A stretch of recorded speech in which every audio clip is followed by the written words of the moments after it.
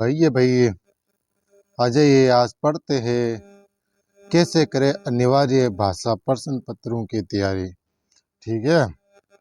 भाषा का जो प्रश्न पत्र दो होता है सेक्शन एक के अंदर, एक तो होता है अंग्रेजी का, आवाज नहीं आया तो देख रहे, एक तो होता है अंग्रेजी का और एक होता है इंडियन कॉन्स्टिट्यूशन की 22 लैंग्वेजेस में से एक।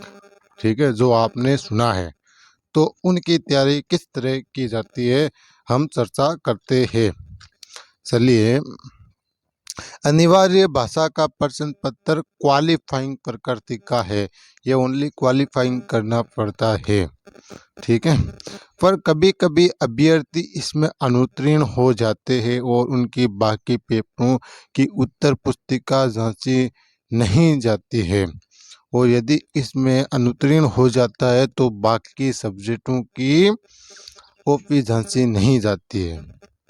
ठीक है, अतः भले ही ज़्यादा तैयारी न की जाए पर थोड़ा ध्यान अनिवार्य भाषाओं के इन दो पेपरों पर ज़रूर देना चाहिए।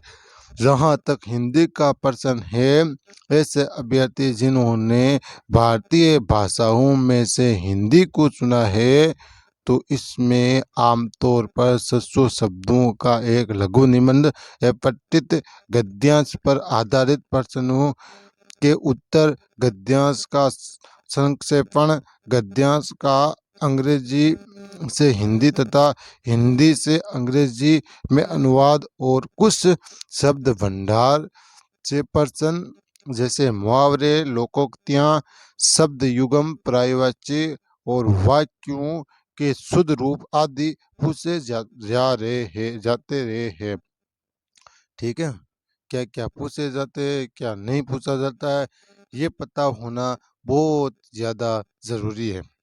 ठीक है, अक्सर देखा गया है कि ऐसे अभ्यर्थी जो पिछले कुछ वर्षों से हिंदी पढ़ने लिखने से दूर रहे हैं, पढ़ाई, नौकरी या अन्य कारणों से उन्हें इस पेपर में कुछ दिक्कत महसूस होती है। जी, जो इनको पढ़ता नहीं है उन्हें हमेशा दिक्कत ही महसूस होती है। कारण कोई भी हो सकता है, नौकरी हो सकती है, कोई अन्य और कारण हो सकते हैं, पढ़ाई हो सकती है, कुछ भी हो सकता है। तो इनसे दूर रहेगा तो ये क्वालिफाई भी नहीं होगा, उनमें अनुत्तीर्ण हो जाएगा। उन्हें उन्हें इस पेपर में कुछ दिक्कत महसूस होती है। हालांकि इस पेपर का स्तर हाई स्कूल लेवल का ही होता है। हाई स्कूल का मतलब 12वीं क्लास के लेवल का ही होता है, 12th बेस पर होता है, ये 12th बेस। ठीक है, 12th बेस। ठीक है,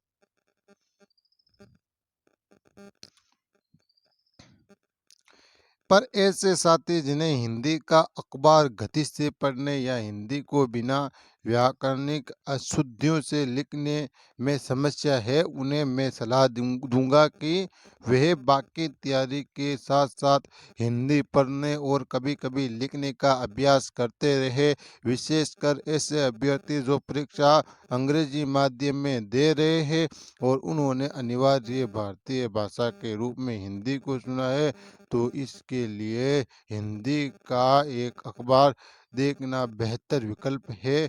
कहने का सीधा सा अर्थ यह है कि हिंदी से थोड़ा टच बनाए रखें ताकि परीक्षा में कोई परेशानी ना हो। अनिवार्य भाषा अंग्रेजी के प्रश्न पत्र में ही हर साल कई अभ्यर्थी क्वालिफाई नहीं कर पाते हैं, और इसका कारण भी इस पेपर की अनदेखी और अंग्रेजी से आउट ऑफ टच रहना है। विशेषकर हिंदी माध्यम से मुख्य परीक्षा दे रहे अभ्यर्थी इस पेपर पर भी थोड़ा ध्यान दें।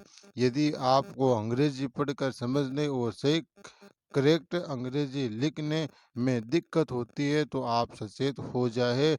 मैं हमेशा ये कहता रहा हूँ कि अंग्रेजी हुआ नहीं है और कुछ अर्थों में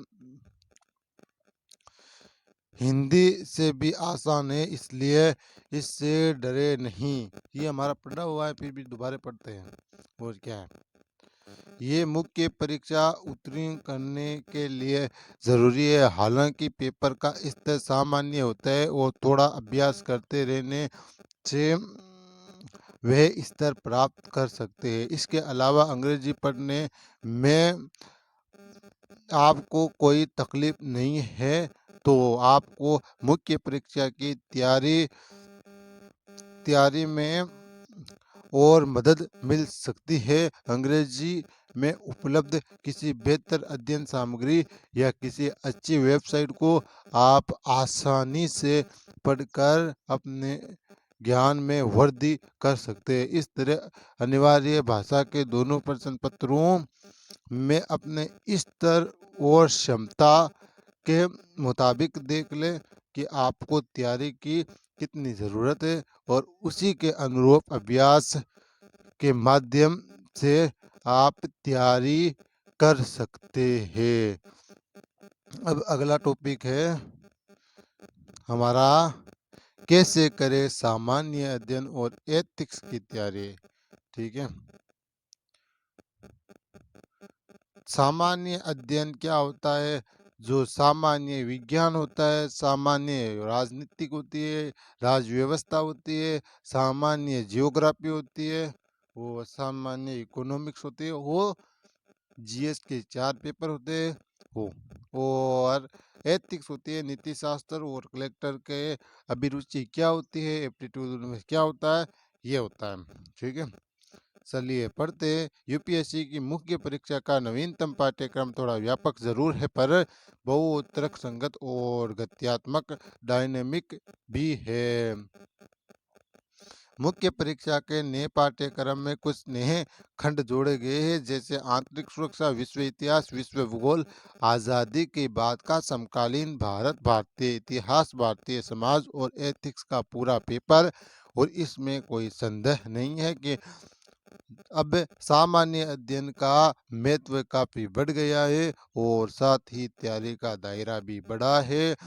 पर अच्छी बात यह है कि पाठ्यक्रम आपस में जुड़ा हुआ है, इंटरकनेक्टेड है और बहुत रोचक व अर्थपूर्ण भी है। इससे पहले ही हम पेपरवार ये जानने की तैयारी में किन किन बातों का ध्यान रखना है, और मैं आपसे ये कहना चाहता हूँ, क्या कहना चाहता हूँ? ठीक है, पढ़ते आगे। कहना चाहता हूँ कि आप सबसे पहले यूपीएससी के वर्ष 2013 और उसके बाद के मुख्य परीक्षा के सामान्य अध्ययन के पेपर ज़रूर देखें। इससे आपको परीक्षा की प्रकृति, स्तर और नया पैटर्न समझने में सहायता मिलेगी। सामान्य अध्ययन के चारों प्रश्न पत्रों का पाठ्यक्रम काफ़ी व्यापक और विस्तृत है और इस पाठ्यक्रम को बार बार देखते रहे और इसके प्रत्येक भाग को कवर करके पूरे पाठ्यक्रम को अपनी मुख्य परीक्षा की तैयारी का आधार बनाए। रही बात पुस्तकों और स्टडी मटेरियल की, तो उनकी सूची इसी पुस्तक के एक अध्याय क्या पढ़े क्या ना पढ़े, कैसे पढ़े में दी गई है। ये तो हमने पढ़ लिया। ठीक है, हमारा वीडियो फिर से जाकर देख ले। उनको अभी कवर करना चाहेंगे तो कर नहीं पाएंगे मेरे भाई। आइए प्रश्न पत्र वार समझे तैयारी के लिए कुछ काम की बातें। ठीक है, अब जीएस जीएस पेपर 1 में कैसे तैयारी करें। ठीक है, जैसे इसके हम ये कर लें, जीएस 1 की तैयारी कैसे करें। ठीक है, इस पेपर इस पेपर में मुख्य रूप से भारत और विश्व का इतिहास, भारतीय संस्कृति और विरासत, विश्व का भूगोल और भारतीय समाज सम्मिलित है। ठीक है, इस पेपर में परंपरागत प्रश्न पूछे जाते हैं और इस पेपर में इन बातों का ध्यान रखें। भारतीय इतिहास को भारतीय संस्कृति और विरासत से जोड़कर पढ़ें। भारतीय इतिहास को किससे जोड़ कर पढ़े, भारतीय संस्कृति से जोड़ कर पढ़े और भारतीय विरासत से जोड़कर ही पढ़े। भारत के स्वतंत्रता संघर्ष वाले खंड की तैयारी बहुत अच्छे से कर ले। ठीक है, याद रहे अब आपको भारत का आज़ादी के बाद का इतिहास भी पढ़ना है। भारतीय समाज वाले खंड की भी थोड़ी तैयारी कर लेना बेहतर रहेगा। भूगोल भूगोल में प्राकृतिक भूगोल के साथ मानव भूगोल की भी तैयारी कर ले। प्राकृतिक आपदा वाले खंड की ठीक से तैयारी कर लें। ठीक है, ये बातें ध्यान रखें कि हर चीज़ सारे सब्जेक्ट एक दूसरे के पूरक होते हैं, तो उनको एक दूसरे से जोड़कर पढ़े। जैसे कहते कड़ी से कड़ी जोड़ने से जंजीर बन जाती है, तो आप कड़ी से कड़ी जोड़िए, इतिहास से संस्कृति को जोड़िए और संस्कृति को भूगोल से जोड़िए। वहाँ की भूगोल क्या है और वहाँ की जलवायु क्या है, संस्कृति के अकॉर्डिंग ही ये सब होते हैं। विरासत से जुड़ी है, स्वतंत्रता के बाद क्या हुआ, क्या चुनौतियाँ हुई हमारे संविधान बनने से पहले, तो उस चुनौतियों को भी ठीक से अध्ययन करें और भारतीय समाज का भी अध्ययन करें, फिलोसॉफी भी अच्छी से पढ़ें। ठीक है, और आपदा प्रबंधन है, डिजास्टर मैनेजमेंट, उनको भी अच्छे से पढ़े। प्राकृतिक आपदा होती है, घटना होती है, जैसे भूगोल में ये सब आती है, ज्वालामुखी, सुनामी और लावा निकलना, मेघमा निकलना, सब कुछ होता है, उनको अच्छे से पढ़ लें।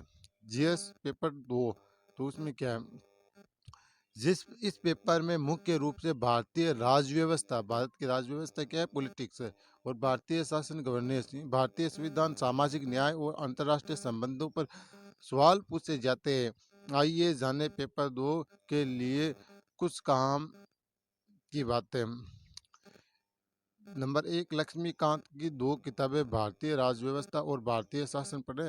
भारतीय राजव्यवस्था वाली पुस्तक बार बार पढ़े और भारतीय शासन पुस्तक को सरसरी तौर पर पढ़ लें। ठीक है, भारतीय राजव्यवस्था है तो अच्छे से पढ़े। 6 से 12 तक की एनसीईआरटी भी बहुत अच्छी है राजव्यवस्था पर, और राज शासन पर आप सरसरी नज़र फेर लें, यही कहा। ठीक है,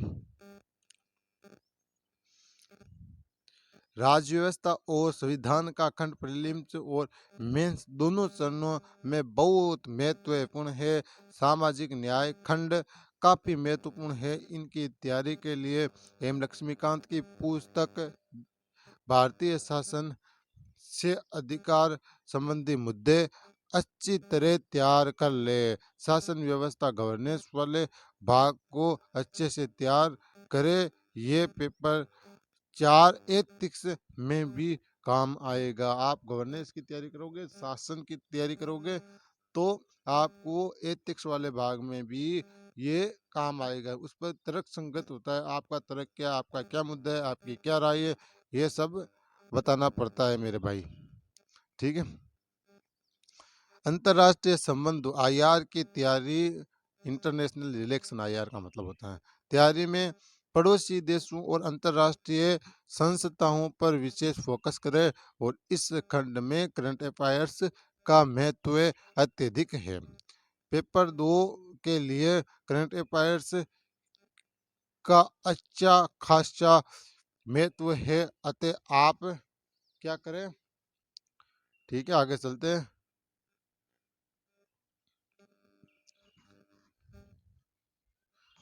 अतः आप अपने उत्तरों में प्रासंगिक समसामयिक घटनाक्रम का भी उल्लेख कर सकते हैं। जीएस पेपर 3 पढ़ते हैं। ठीक है, क्या है, इस पेपर में मुख्य रूप से अर्थव्यवस्था और आर्थिक विकास, प्रौद्योगिकी, पर्यावरण एवं जैव विविधता, सुरक्षा और आपदा प्रबंधन से जुड़े सवाल पूछे जाते हैं और प्रस्तुत है इस पेपर से जुड़ी कुछ काम की बातें। इस पेपर में करंट अफेयर्स बेहद महत्वपूर्ण है, क्योंकि आर्थिक समीक्षा आती है, बजट घोषणा होती है, वित्त मंत्री बजट घोषणा करता है, ये सब महत्वपूर्ण, ये करंट अफेयर्स से जुड़ी होती है ये सब्जेक्ट। ठीक है, रात में अर्थव्यवस्था कुछ है, सुबह अर्थव्यवस्था बदल जाए, महंगाई हो जाए, ठीक है, और वैल्यू बढ़ जाए रुपए की। ठीक है, क्या पता। यदि पिछले वर्षों में अर्थव्यवस्था और आर्थिक विकास संबंधी प्रश्नों को देखे तो ये स्पष्ट है कि समसामयिक मुद्दों पर यूपीएससी अधिक बल देता है, किंतु साथ ही परंपरागत पाठ्यक्रम से संबंधित प्रश्न भी पूछे जा रहे हैं। अर्थव्यवस्था संबंधी प्रश्नों के संदर्भ में एक और प्रवृत्ति दिखाई देती है कि आर्थिक पहलुओं के साथ साथ सामाजिक पहलुओं पर भी जोर देता है। पाठ्यक्रम में भी समावेशी विकास, गरीबी, रोजगार, भूख जैसे विषय शामिल हैं। ऐसे में एक समन्वित रणनीति बनाना उपयोगी होगा। अर्थव्यवस्था संबंधित प्रश्नों के उत्तर देते समय आर्थिक सर्वेक्षण, बजट और सरकारी नीतियों को ध्यान में जरूर रखें। यथास्थान अपने उत्तरों में बजट तथ्यों और सरकारी नीतियों का उदाहरण देना उपयोगी होता है। आर्थिक सर्वेक्षण में विभिन्न स्थानों पर भारतीय अर्थव्यवस्था की तुलना विदेशी अर्थव्यवस्था से भी की गई है, और अपने उत्तर में आप इन तुलनात्मक बिंदुओं को शामिल कर सकते हैं। ठीक है, कौन कौन से कृषि से संबंधित मुद्दे और भूमि सुधार की महत्वपूर्ण है, और कृषि से संबंधित जो मुद्दे हैं उनको बजट किसानों को जो योजना देते हैं उनको भी आप तैयार कर सकते हैं। पेपर 3 में कुछ टॉपिक पेपर 2 के साथ मिलाकर भी पढ़े जा सकते हैं। ठीक है, साइंस टेक के खंड में यदि आप कमजोर है तो घबराए नहीं, इसमें ज़्यादा सवाल करंट अफेयर्स से पूछे जाते हैं। पिछले एक वर्ष और हाल में जारी प्रौद्योगिकी विकास एवं उनके प्रभाव को तैयार कर ले तो काम चल सकता है। आंतरिक सुरक्षा के टॉपिक को अलग से तैयार कर ले, और इसके लिए अशोक कुमार आईपीएस और विपुल की टाटा मैकग्रा हिल की पुस्तक ठीक रहेगी। पर्यावरण और आपदा प्रबंधन के टॉपिक भी देख लेना बेहतर रहेगा। ठीक है, अब जीएस 4 एथिक्स। ठीक है, एथिक्स है वो अभिरुचि वाला, यही है वो। ठीक है, उस पर क्रॉस लगा देते हैं। ठीक है, टॉपिक पढ़ते हैं उस पर क्रॉस लगा देते हैं। पेन से उंगली से सही नहीं चलता यार। एक पेन बनाया था हमने, रिसर्च किया काफी, परंतु वो चला नहीं। ठीक है, हमारा प्रयोग फेल हो गया उसमें। ठीक है, जैसे जुगाड़ू चीज बनाना कभी सफल होती है, कभी असफल हो जाती है। उनके लिए काफी स्टडी करके फिर करेंगे। ठीक है, फिर हम रॉकेट भी बनाएंगे एक दिन। धीरे धीरे करत करत अभ्यास जरमति होत सुजान, रसरे आवत जात सिल पर प्रत निशान। ठीक है, नीति शास्त्र, सत्यनिष्ठा और अभिरुचि नामक ये प्रश्न पत्र 2013 की परीक्षा से शुरू किया गया है। यद्यपि ये पेपर भी मुख्य परीक्षा के बाकी पेपरों की तरह 250 अंकों का ही है, पर फिर भी इसे काफी महत्वपूर्ण माना जाता है। इसका कारण है कि इसके अंकों की व्यापक रेंज, किसी को 125 अंक मिल सकते हैं तो किसी को 75 या इस उससे भी कम। उदाहरण के तौर पर मुझे वर्ष 2017 की मुख्य परीक्षा में एथिक्स के इस पेपर में 124 अंक प्राप्त हुए थे, और ये पेपर एक ऐसा पेपर है जो अपेक्षाकृत कम तैयारी में ही अच्छा आउटपुट दे सकता है। बस ज़रूरत है समग्र नज़रिए और संपूर्ण तैयारी की। आइए जानते हैं कि इस पेपर में बेहतर स्कोर कैसे किया जा सकता है।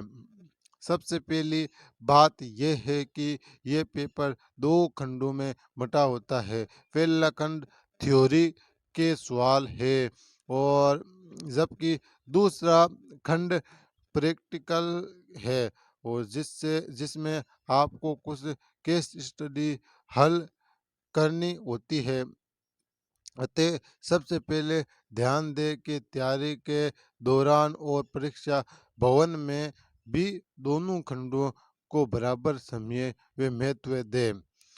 नीति शास्त्र, अभिवर्त नीति शास्त्र और अभिवर्ती भावात्मक भावनात्मक मतलब इमोशनल, समझे आदि विषयों से जुड़े सभी पारिभाषिक शब्द, जैसे टर्मिनोलॉजी है ना, उसको पारिभाषिक शब्द मतलब हिंदी से इंग्लिश, इंग्लिश से हिंदी, हिंदी का एक बहुत अच्छा टॉपिक है पारिभाषिक शब्द।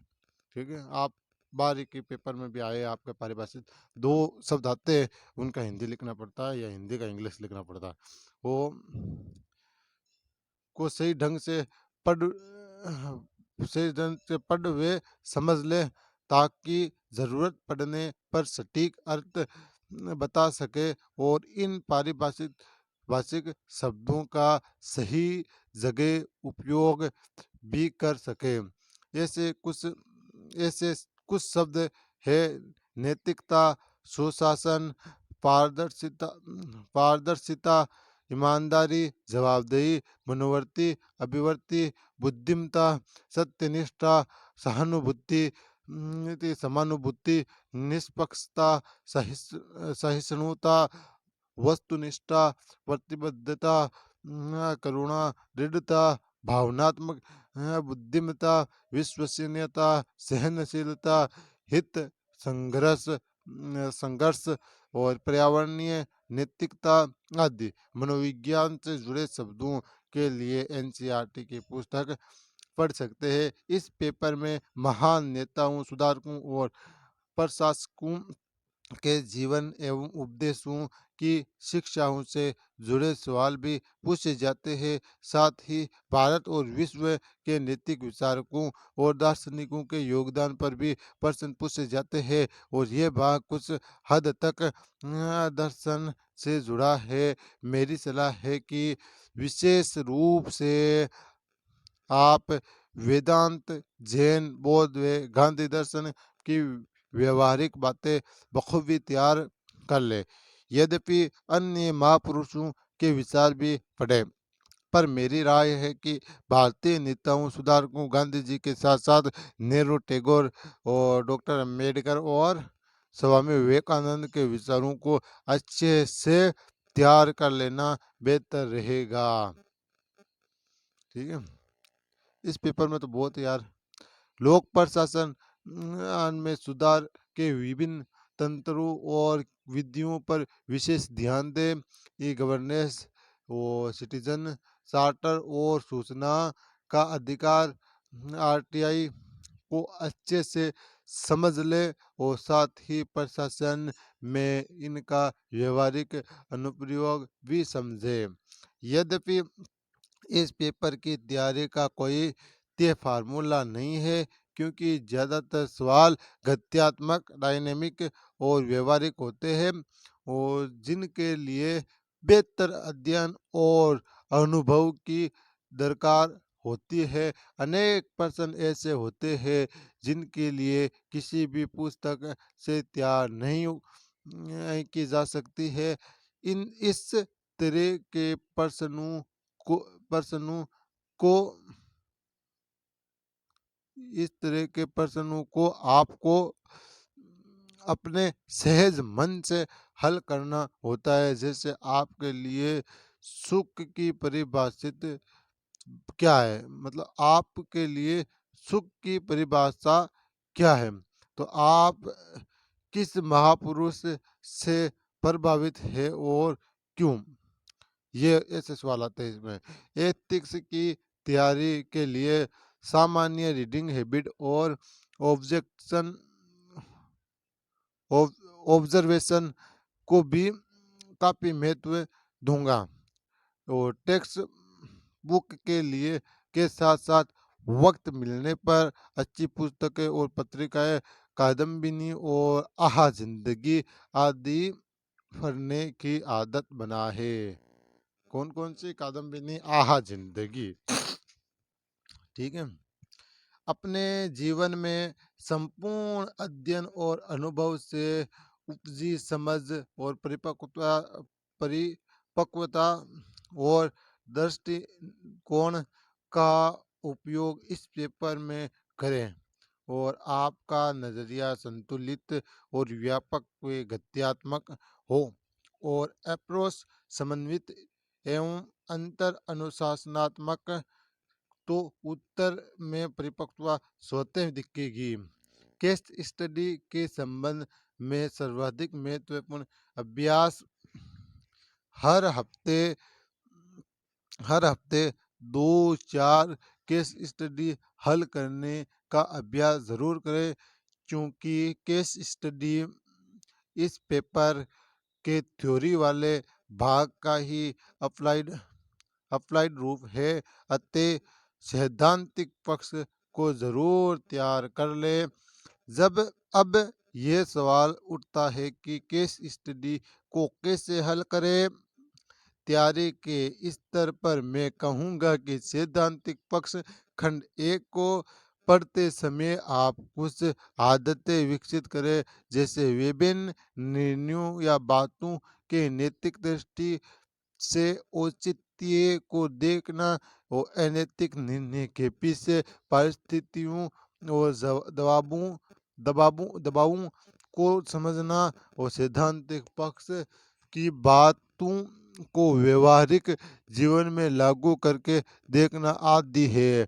आप केस स्टडी जब भी हल करें तो अपने सुझाव का कानूनी लीगल तौर पर नैतिक एथिकल पक्ष जरूर रखें। ये देखें कि आपका उत्तर सामान्य तौर पर विधि विरुद्ध तो नहीं है। कभी कभी कुछ ऐसे मामले होते हैं जिनमें कानून और नैतिकता में अंतर विरोध होता है। मेरी राय है कि पहले विविध पक्ष को प्राथमिकता दे और फिर नैतिक पक्ष को। ठीक है, पहले विविध पक्ष बाद में नैतिक पक्ष। ठीक है, केस स्टडी हल करते समय घटना की परिस्थिति और उसके प्रभाव, उपलब्ध विभिन्न नैतिक विकल्प और उनके संभावित परिणाम का विश्लेषण कर सर्वाधिक उपयुक्त विकल्प का चयन करें। ठीक है, सर्वाधिक उपलब्ध विश्लेषण क्या है, उसका परिणाम क्या है, संभावित है, उनका चयन करें। जय हिंद, जय भारत, जय शिक्षा क्रांति। जोर से बोले, जय शिक्षा क्रांति। शर्म नहीं आनी चाहिए। यदि आप किसी के सामने सुन रहे हो घर वालों से के, तो आप जोर से बोले। ठीक है, ऐसे ही दिमाग खुलता है। बोले जय शिक्षा क्रांति, जोर से बोले, शर्मा न मरे। ठीक है, जब भी भाषण दे, कुछ उद्बोधन दे, ठीक है, कहीं बोले तो बोलने के बाद आप ये जरूर कहें, शर्मा ना मरे। आप आगे होंगे तो आपके नकल करेंगे बच्चे। ठीक है, आप जोर से कहे जय शिक्षा क्रांति, जोर से कहे जय शैक्षिक क्रांति। ठीक है, शैक्षिक क्रांति मैं इसलिए नहीं कहता हूँ, मैं जब स्टेटस लगाता था तो कुछ बच्चे गलत सोचते थे, तो मैंने शैक्षिक की जगह शिक्षा कर दिया। ठीक है, मैं पहले जय शैक्षिक क्रांति कहता था, तो पीछे से लड़के हंसते थे, बड़े बड़े लड़के ने, तो के ये कौन सी शैक्षिक क्रांति करना चाहता है। ठीक है, तो अब मैं शैक्षिक क्रांति की जगह शिक्षा क्रांति इस्तेमाल करता हूँ। वैसे भी कभी कभी तो शैक्षिक क्रांति भी बोल जाता हूँ। ठीक है, शैक्षिक शैक्षिक, ठीक है, और शिक्षा शिक्षा क्रांति। ठीक है, शिक्षा क्रांति जोर से बोले, जय शिक्षा क्रांति, जय हिंद।